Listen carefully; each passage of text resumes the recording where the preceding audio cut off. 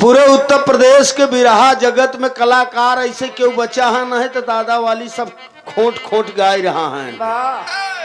वो अपने गुरु बरे गायन कि गुरु गोविंद दो खड़े काके लागू पांव और बलिहारी गुरु आपने गोविंद बताए वो ते अपने गुरु परमात्मा बरे गान लेकिन हिया गवैया समझ नहीं पान में हरारू मन सेधु में सटाई दे का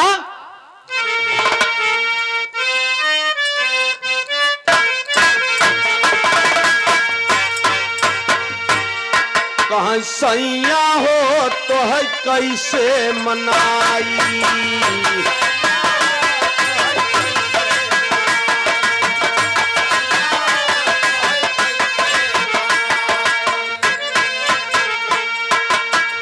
राजा हो तो है कैसे मनाई बालम हो तो है कैसे रिझाई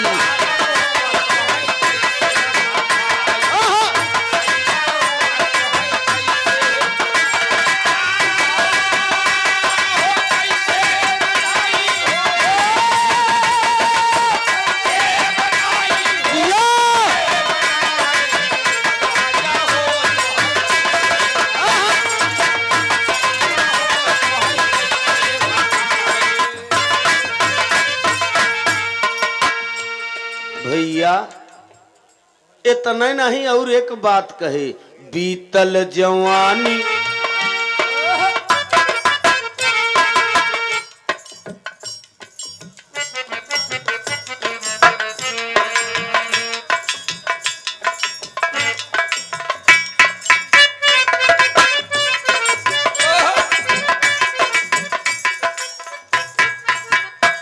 सेवा में श्रीमान धर्म के बड़े भैया महान हस्ती बाबू राजकुमार सिंह रस्तीपुर के धरती से सचिव साहब की ओर से 101 रुपया का पुरस्कार हुआ। ये दादा के भाव तर्ज पर सादर चरणों में नमस्ते प्रणाम। एक लाइन और बस सचिव साहब बड़ी बारीक बात का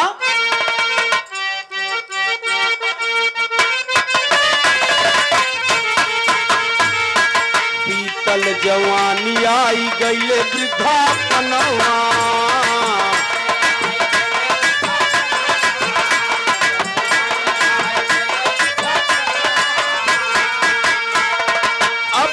से चेत कर हमरे सजना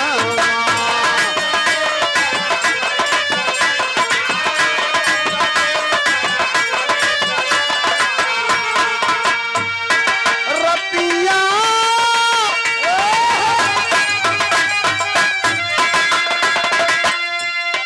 रतिया में हमरे न लागे उहाई राजा हो तो है कैसे मनाई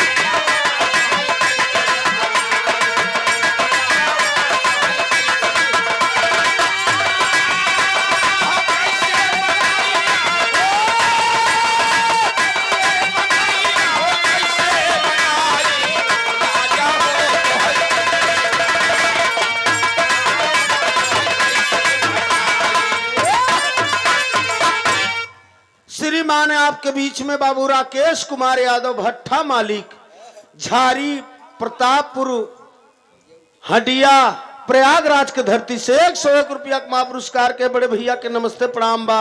सब भैया के चरण छू के पहले की प्रणाम बा है दास कर दास बा। अरे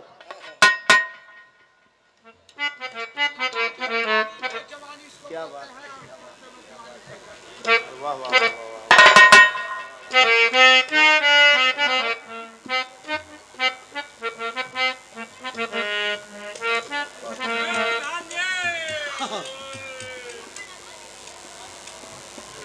हाँ जी अच्छा बड़ा अपना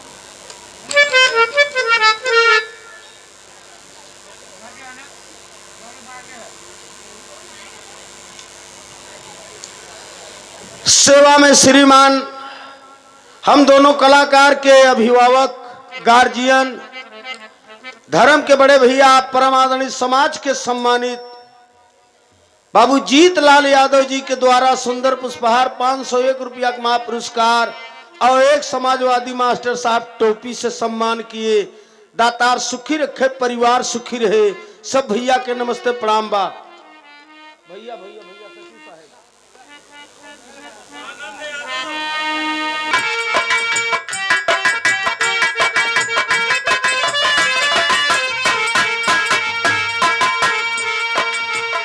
इसी भाव में गुरु के चरणों में अरदास भगत कहता मास्टर साहब। पहली लाइन में कहना बह है,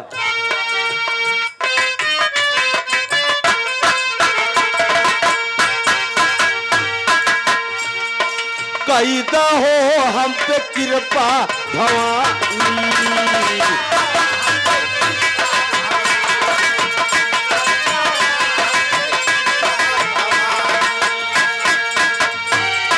हेवा तू नैया फंसी गहर पानी, कई हो हम पे कृपा भवानी।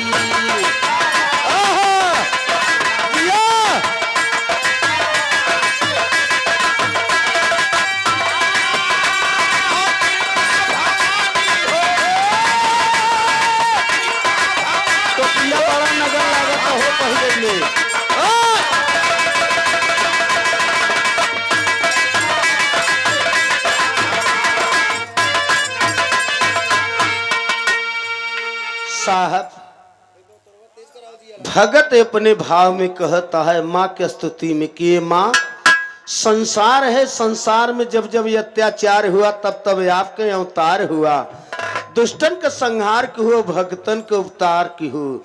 आपसे बड़ा कोई इस धरती पर नहीं बा। ककहरा से भजन बा मास्टर साहब। दूसरी लाइन में भगत कहता,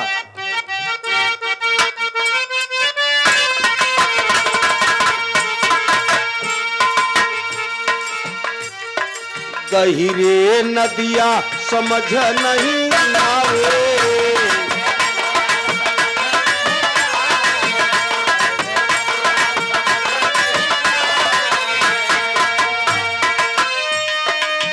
अब टोपी उतार देते ही हम, अब पहिरब एके तब एकदम समाजवादी गीत हो जाए बीच बीच में। कहा मास्टर ले पट्ठा एके संभाल के रखे। हाँ बगली जी रखा है क्या गली रखा है?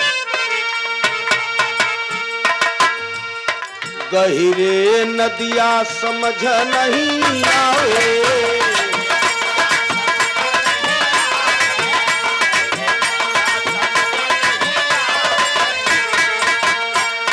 घेर घटा बिजली चमकी जरवावे।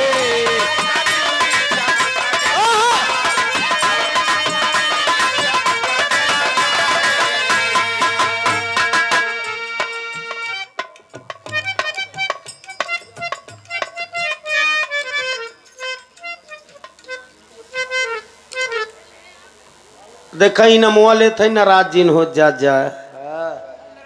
हाँ घंटा 2 घंटा का बाजार हो वही करे थे। अरे मोर भैया रे जान देहे पर जान कहाँ मिले वाला बा। सेवा में श्रीमान है आपके बीच में कौन पत्रकार बताए बाबू गुलाब चंद, आप पत्रकार साहब सनुआ डी के धरती से बड़े भैया की ओर से 101 रुपया का महापुरस्कार हो। मालिक सुखी रखे, परिवार सुखी रहे। सब भैया के नमस्ते प्रणाम। पत्रकार और कलाकार एक ही हो करते गुलाब भैया करुआ डी ना। अच्छा अच्छा अच्छा हाँ बताए दे। दूसरे के साइकिली पे मनई बैठा था तो हैंडल डगर मगर करबई करत है। कहो जल्दबाजी में लोग से ठाई जा ठसाइनो कह देते हैं।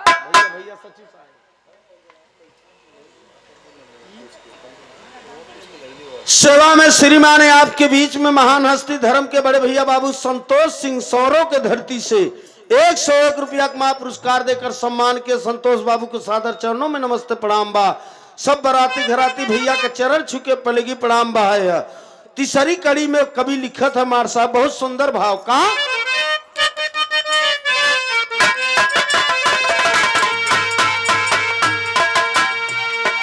गहिरे नदिया समझ नहीं आवे,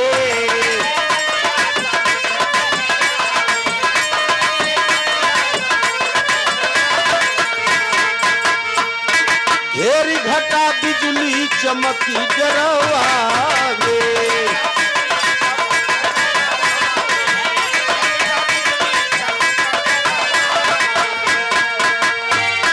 चाहिए दरस मात बूझे परेशानी, कैदा हो हम पे कृपा भवानी।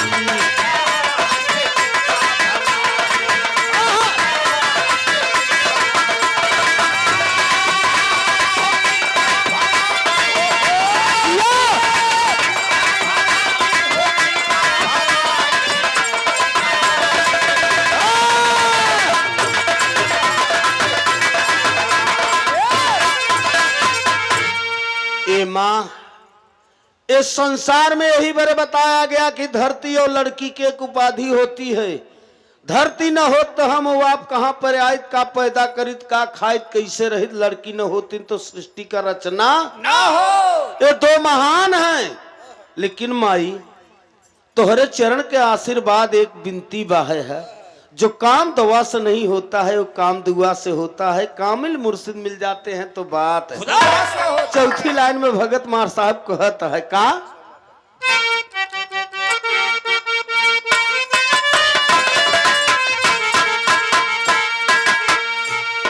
क्षमा कर पास नहीं पूजा कथाली, इसका कहरा से है।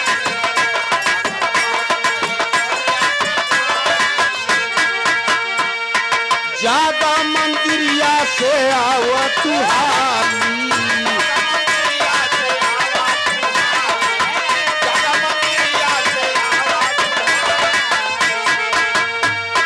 झरा झरा बरस नया नवा से पानी, कई दहो हम पे कृपा भवानी।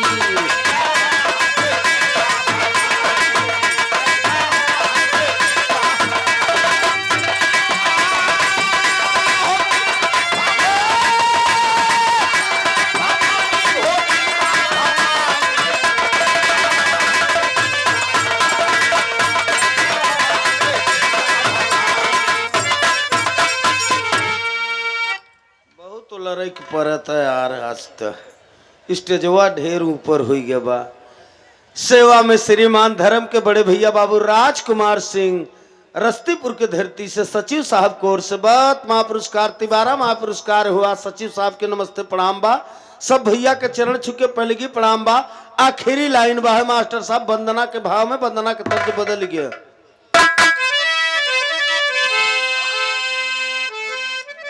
का कहे इंद्रराज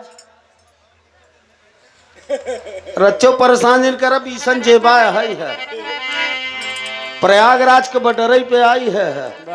निमके से नीमक कभो खवाए आए न, जितना लेहर है बताए रहा है। भोरहिया होत भरे मुही बटरवो न डाक देव काहे परेशान होते है। हाय नया नवा में राम बस गए, लागी बार बार हम सतगुरु के चरणवा, नया नवा में राम बस गए।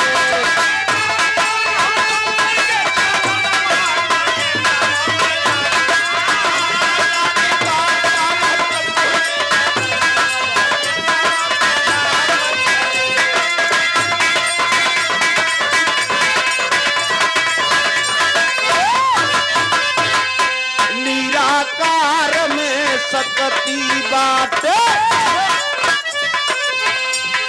कह दास पुकारी जी,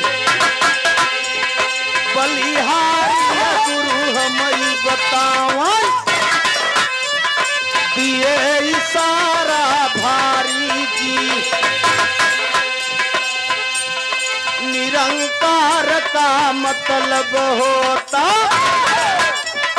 सब में बिहल सवारी, बार बार हम सतगुरु सिरब यही तबिनती हमारी।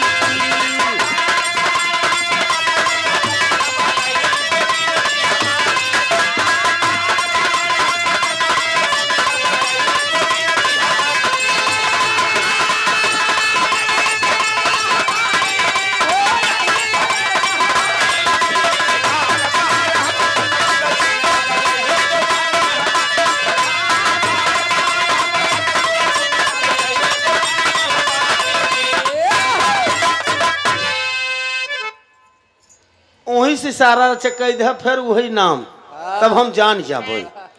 हमारे भैया राजकुमार सिंह बाबू सचिव साहब बहुत प्यार सम्मान, कलाकारों का हौसला बढ़ाएं।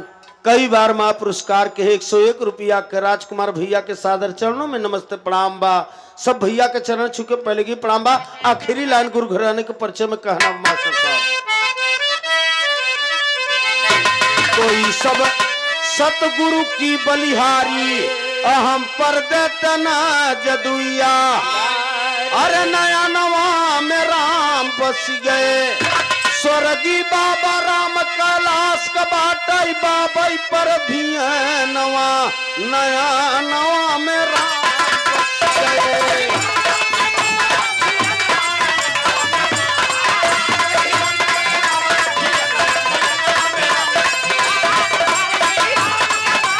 हालो हालो कम होता तनी के चमक के बगैर